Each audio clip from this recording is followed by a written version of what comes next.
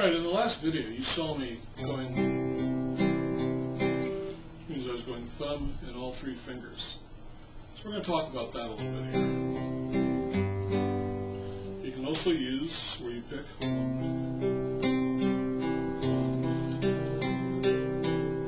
where I'm going thumb first. I'm just holding my C chord. I hit my C note. And I just go E, G, C. I'm not hitting the high E string. I'm not saying you can't, I'm just giving you that you cannot. I'm just giving you an example here. Thumb first, second, third, second, first. Or thumb, third, second, first, second, third. Like that. Then you come up here to G.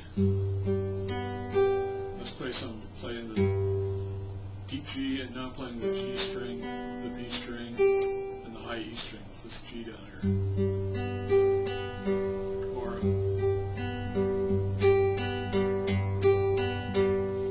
now this picking thumb, third, second, first, you should really kind of emphasize it, I think. Because when you play flamenco,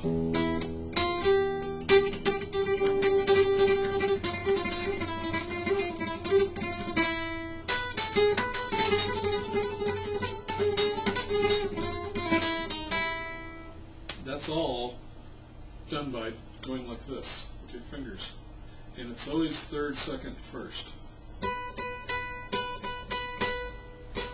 You see I'm going in both directions. It's hard to do slower, but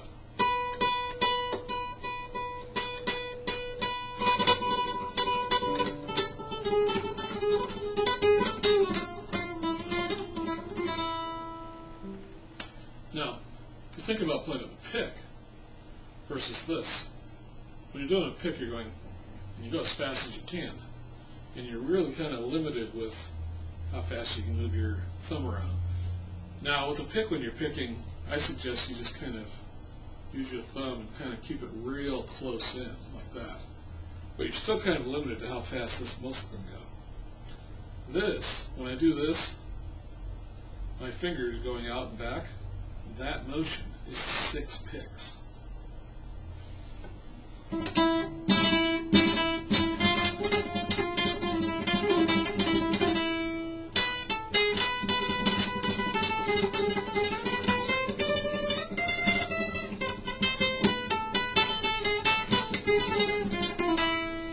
As you can see, I can slow it down, speed it up. When you get really good at it, you individually miss with some of the fingers, so it changes the beat a little bit. So it's one thing to work on as you're proceeding along. We're going to cover this later on when we get into flamenco picking, but I just wanted to bring it up now to give you an idea. Now also, in the last chapter, we talked about picking in 7/8 and 11/8. So I went thumb, first, second, third, first, second, third. 1, 2, 3, 4, 5, 6, 7. 1, 2, 3, 4, 5, 6, 7. And this would be what's called 7/8. 7 beats. Each beat would be signified by an eighth note.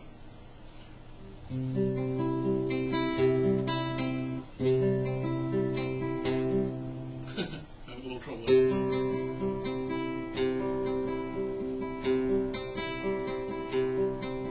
You can hear that there's a little hesitation. The reason is there's a tendency to want to make it equal.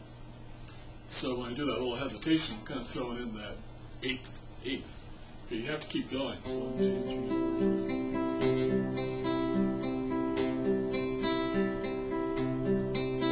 5. To have 7/8. Now 11/8. 1, 2, 3, 4, 5, 6, 7, 8, 9, 10, 11. 1, 2, 3, 4, 5, 6, 7, 8, 9, 10, 11. 1, 2, 3, 4. That kind of gives that idea. And this shows up in a lot of like belly dancing music. I don't know if you've ever watched belly dancers, but as they dance and the beat goes on, you'll notice that the feet or the hip that comes forward alternates at the end of each measure. And the only way you can do that is to have an odd counted beat, like a 7 or an 11. Because if it's always 1, 2, 3, 4, it's always the same hips coming forward. But if it's 1, 2, 3, 4, 5, 6, 7, 1, 2, 3, 4, 5, 6, 7, then you get that alternating feel to it. That's also that kind of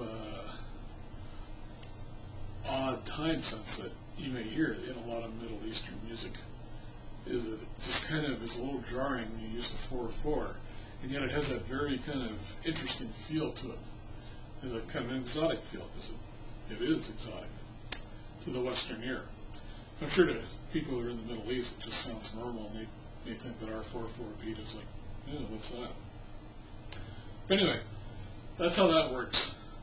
So now we're getting to where we're using all 4 fingers. You don't really use your little finger, because it just, the reaching with it is a little bit too far. Some people will go,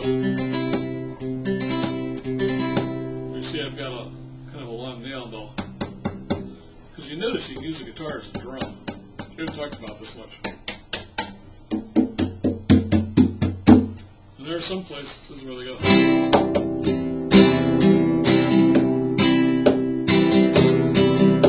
they're hitting it with their thumb, or they go,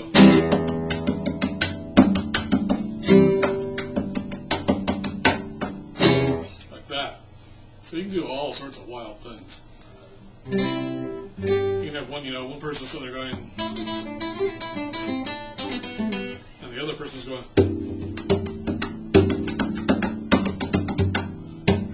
The other thing you have to be careful of first is you hear the strings start vibrating.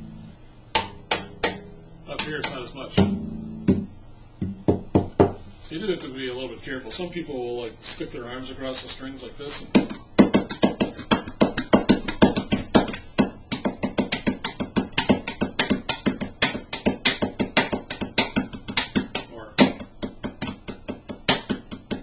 and that mutes the strings, so you don't have to worry about it.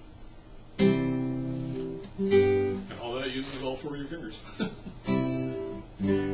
I always have a little bit something extra in the videos that's not in the book, so keep an eye out for them. 1, 2, 3, 4, 5, 6, 7. 1, 2, 3, 4, 5, 6, 7, 8, 9, 10, 11. Okay, and your flamenco.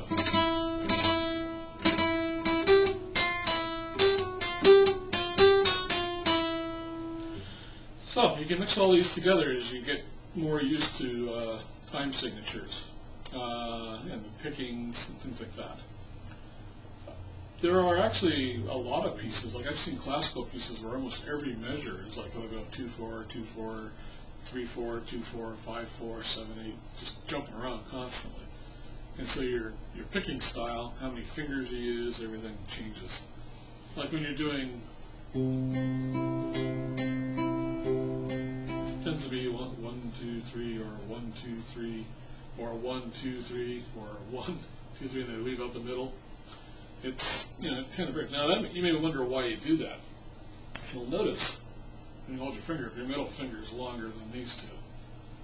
And that actually has an impact on how you hit the strings, because one of them reaches out a little bit farther, there's a little bit more strength in them.